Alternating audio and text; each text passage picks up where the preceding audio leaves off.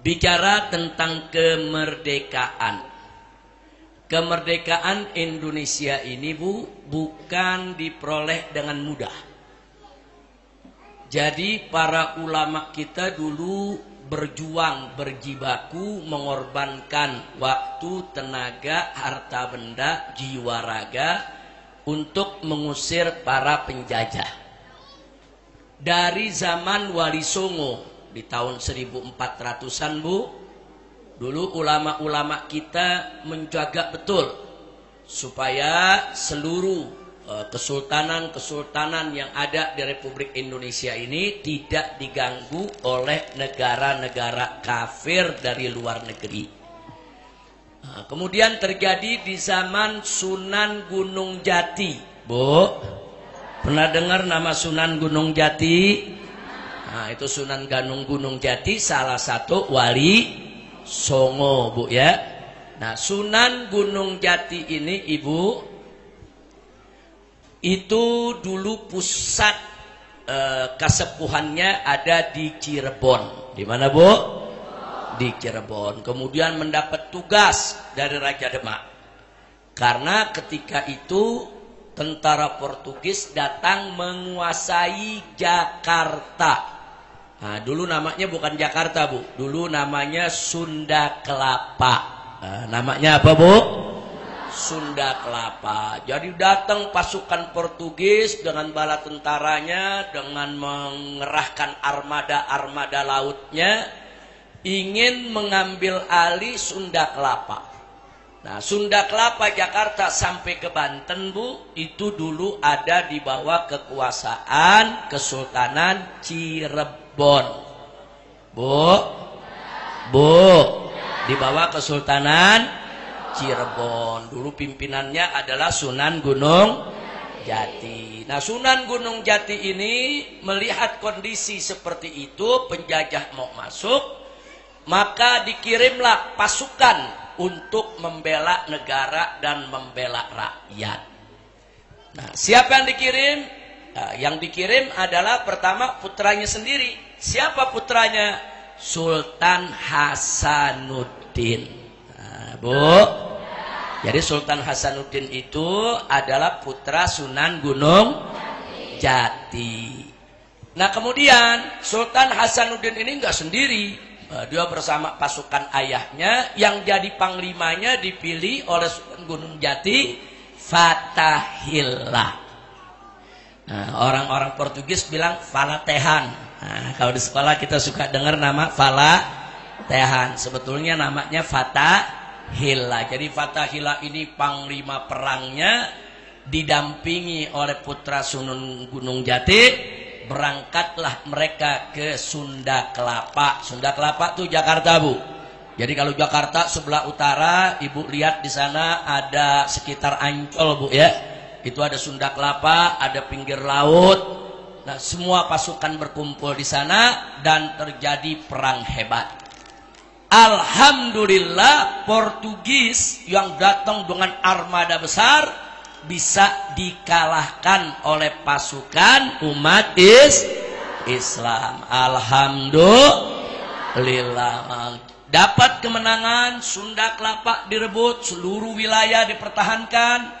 Nah, kemudian saudara, saat itu para pemimpin umat ini berpikir, nih mau dikasih nama apa ini? Nah, ini Sunda Kelapa dan sekitarnya ini namanya apa nih, saudara? Nah, akhirnya mereka buka Al-Quran, mereka ketemu firman Allah yang berbunyi, Inna fatahna laka fatham mubina. Ini ayat bagaimana Allah menganugerahkan kemenangan kepada Nabi Muhammad Sallallahu Alaihi Wasallam. Inna fatahna laka fatham mubina. Sesungguhnya kami telah memberikan kepada engkau ya Muhammad, kata Allah, kemenangan yang nyata. Kemenangan yang nyata. Fathan mubina. Fathan itu artinya kemenangan, mubina artinya nyata. Kira-kira jelas gak, Bu? Jelas gak, Bu? Nah, kemudian dicarilah bahasanya, kemenangan yang nyata. Menang itu jaya. Nah, jaya itu artinya menang. Orang Cirebon kalau sebut jaya, orang Banten kalau sebut menang itu jaya. Nah kalau terang apa? Karta. Karta itu artinya terang, nyata. Jayakarta maknanya kemenangan yang nyata. Maka itulah disebut Jayakarta. Itulah pertama kali lahirnya kota Jakarta.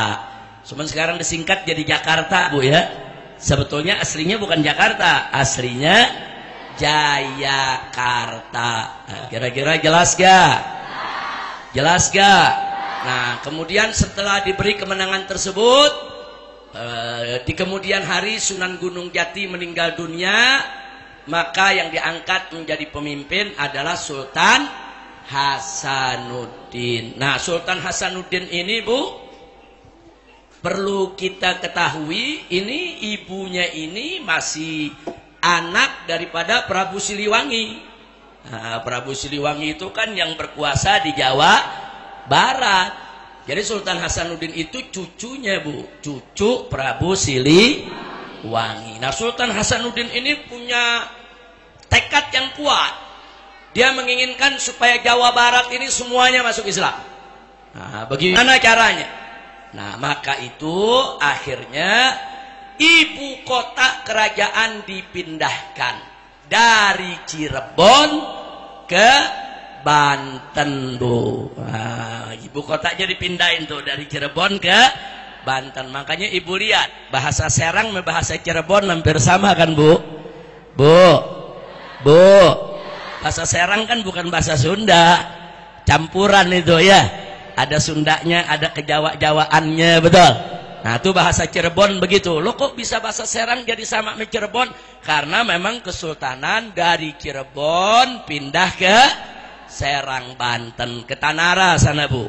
Nah, berdirilah Kesultanan Banten, gagah, kuat, bagus, adil, makmur, dan akhirnya Sultan Hasanuddin mengirim para ulama keliling Jawa Barat.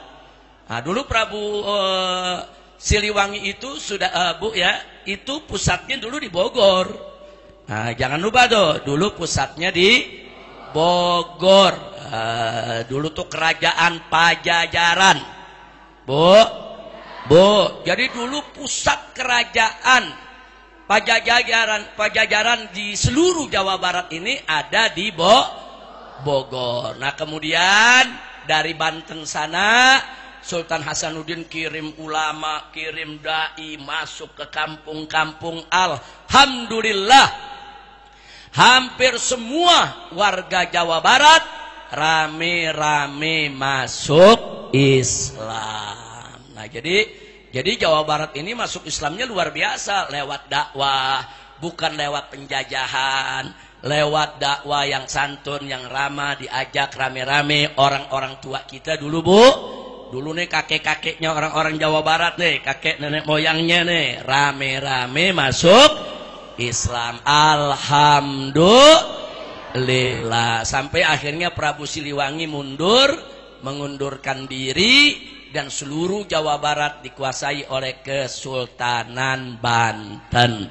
Makanya hubungan orang Sunda dengan orang Banten kuat tuh, sangat akrab luar biasa, karena orang-orang Banten yang datang membawa Islam. Nah, sementara yang bawa Islam ke Cirebon dari Demak. Demak di mana tuh, Bu?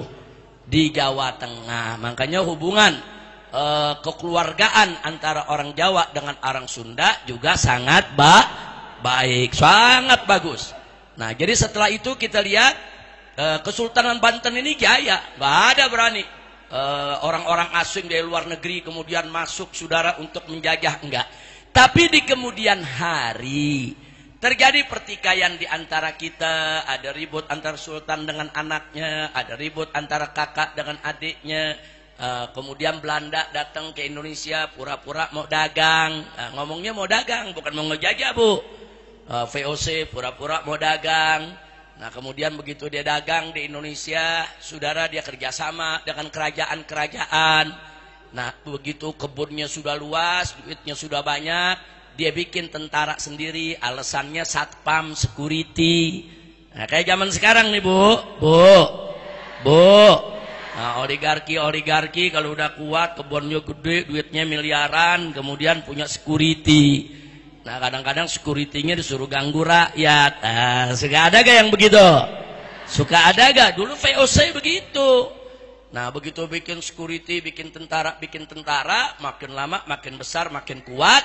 Dan mulailah mereka mengadu domba keturunan-keturunan sultan. Jadi keturunan sultan yang di bawah nih Bu, yang di atas kan nggak bisa, mereka adu domba. Sultan Hasanuddin, putra-putranya itu tokoh-tokoh kuat semua. Nah kemudian yang ke bawahnya ini bukan hanya di Pulau Jawa Bu, di Sumatera, di Kalimantan. Begitu sultan meninggal dunia, Belanda masuk diadu domba adik sama kakak supaya berebut kekuasaan. Itu dulu disebut politik divide et impera, politik adu domba. Nah kalau sudah diadu domba kakak sama adik, ya kerajaan ini pecah dua. Kalau sudah diadu domba paman sama keponakan, kerajaannya pecah dua. Nah, jadi kalau udah diadu domba nih, nanti mana nih yang bisa dijadikan boneka, itu yang dibantu oleh Belanda. Dibantu senjata, dibantu finansial, ayo rebut aja kekuasaan, ambil aja. Nah jadi dulu politik Belanda begitu, kita semua diadu domba. Nah begitu kita terpecah belah, baru Belanda mencengkramkan kukunya menjajah Indonesia.